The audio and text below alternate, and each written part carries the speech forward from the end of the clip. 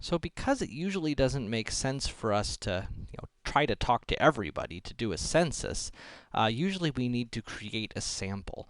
And so there's a variety of ways in which we can create a sample. And so let's talk about those, and let's talk about them through examples. So suppose that we could somehow identify all the likely voters in a state, and we want to create a sample of all those voters in order to ask them how they're going to vote in the next election.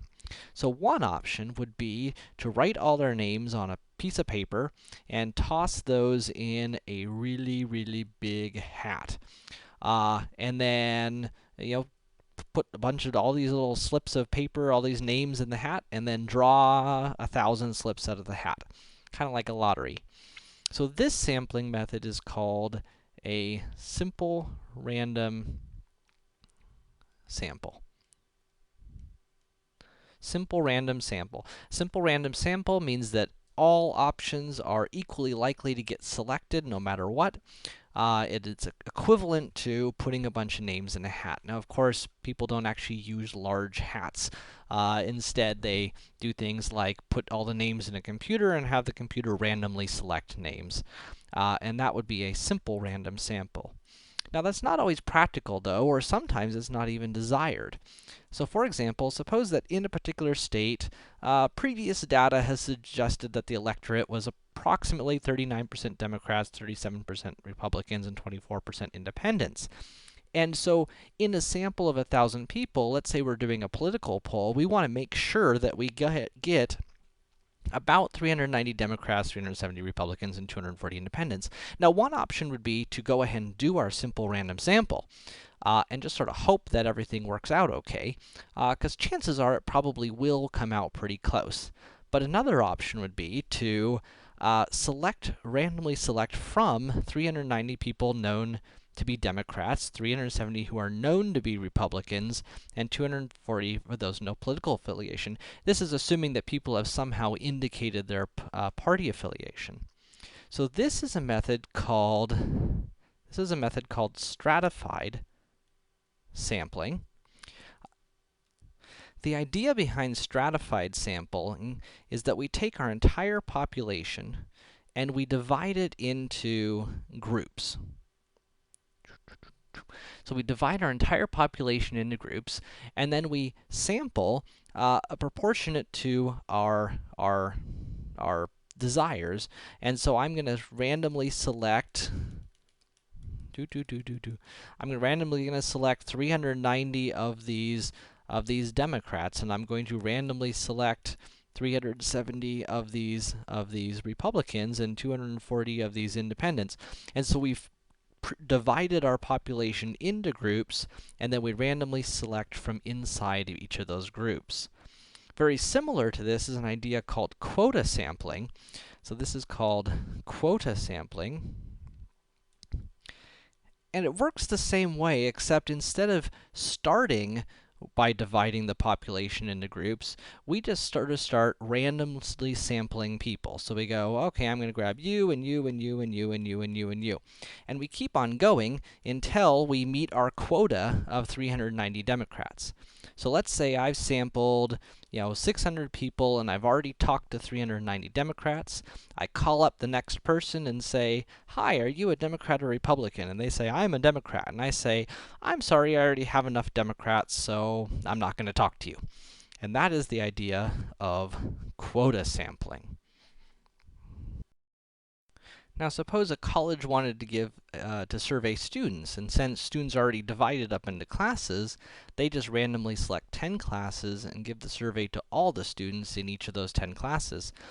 This is a sampling method called cluster sampling.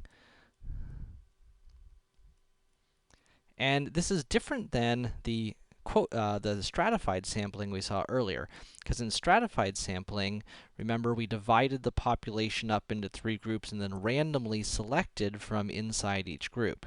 With cluster sampling, we're dividing our population up into groups. In this case, they're divided up into classes, and then instead of randomly choosing from inside each of these groups, we're going to select 10 of those groups and give the survey to all the students in those classes. So we're going to sample everyone from this class, and everyone from this class, and everyone from this class.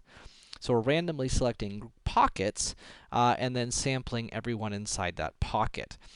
This is commonly done for things like some polling where people go door to door, because it doesn't make sense to go to one house in one city and another house in another city or another neighborhood.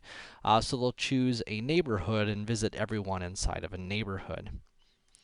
So another option. So suppose to select a sample, a pollster selects every 100th name in the phone book. So this is a method called systematic sampling. And the idea is you take a list and you choose every nth value in the list. In this case, we're taking every 100th. So for example, if I had a bunch of information here, I could say I'm going to take the first one, skip 2, take the next one, skip 2, take the next one, skip 2, take the next one, and there is my sample. This kind of method, taking every third or every 100th item, is called systematic sampling.